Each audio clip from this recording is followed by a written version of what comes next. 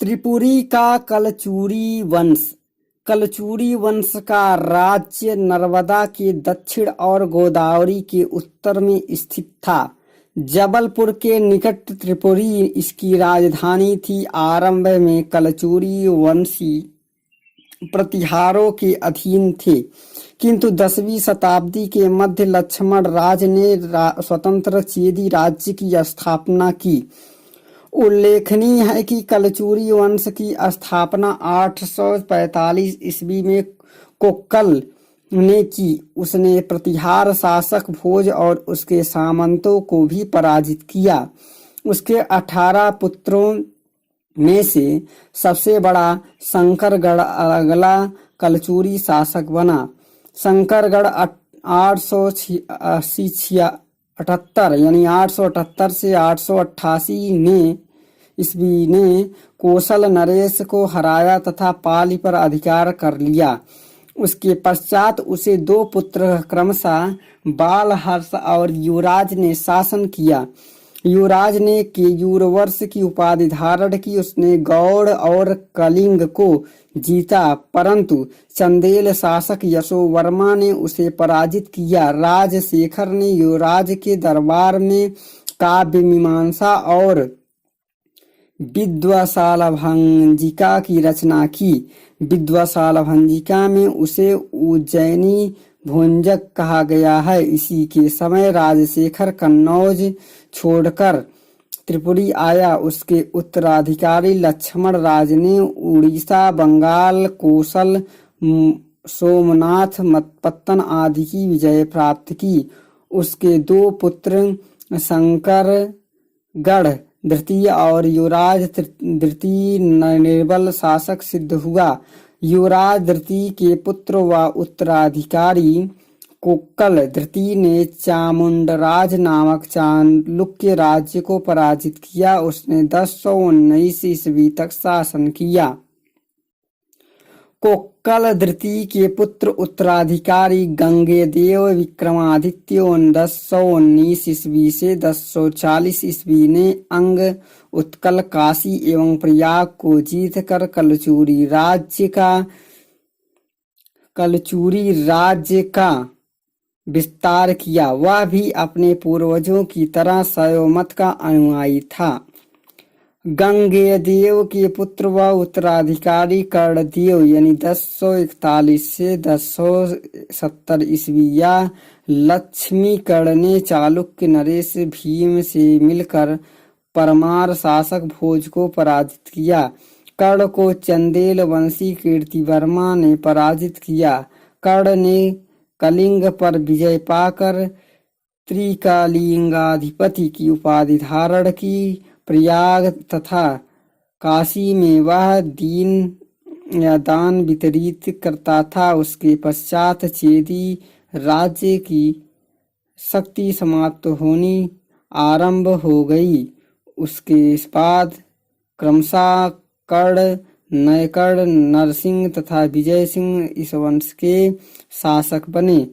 अतः मैं चंदेल में शासक त्रैलोक्यवर्मन ने विजय सिंह को परास्त करके त्रिपुरी को अपने राज्य में मिला लिया। मालवा का परमार वंश। मालवा का परमार वंश भी कन्नौज के प्रतिहार साम्राज्य के खंडहरों पर बना। 820 ईस्वी में उपेंद्र ने इस वंश की स्थापना की। इसके पश्चात बैरिसिंह प्रथम, सियक प्रथम, वाकपत प्रथम एवं बैरिसिंह द्वितीय इस वंश के शासक हुए। सियक या श्रीहर्ष इस वंश का सर्वप्रथम स्वतंत्र एवं प्रतापी राजा था। मंजू 974 ईस्वी से 995 ईस्वी इस वंश का 7वां राजा था। वह महान कवि भी था और विद्वानों का संरक्षक था। धनिक पद्मगुप्त तथा धनंजय उसके दरबार में थे।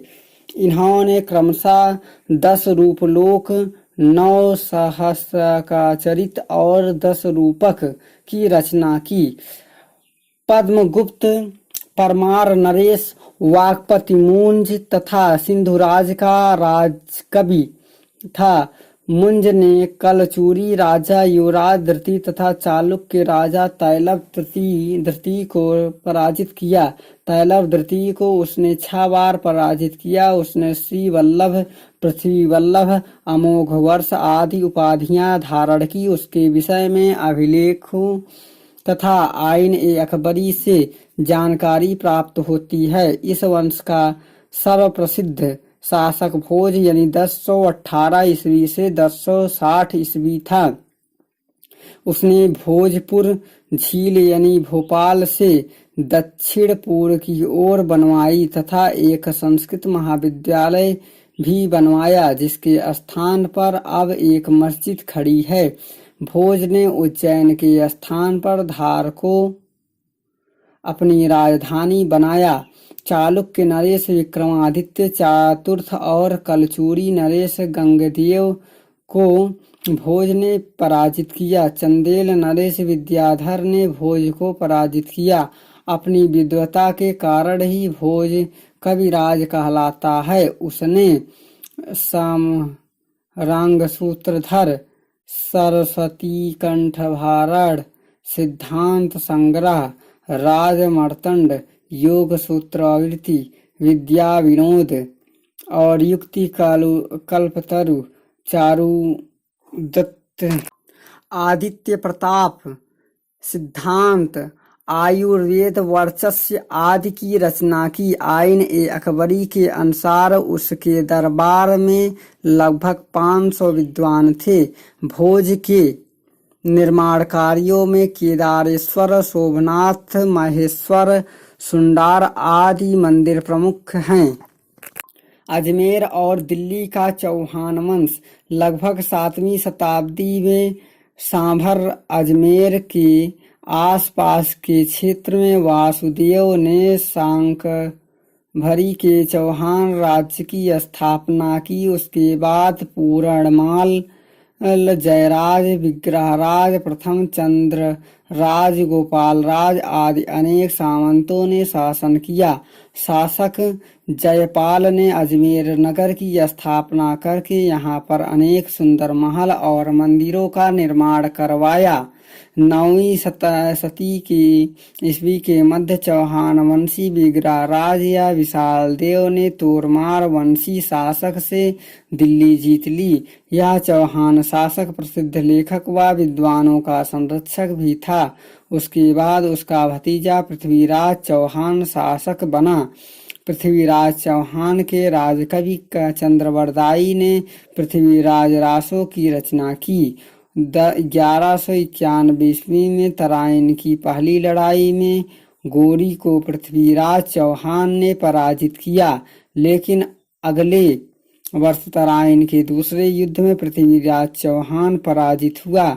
जयचंद्र को भी शहाबुद्दीन गोरी ने परास्त किया व उसका वध कर दिया। इस प्रकार दिल्ली और अजमेर का चौहान वंश समाप्त हो गया।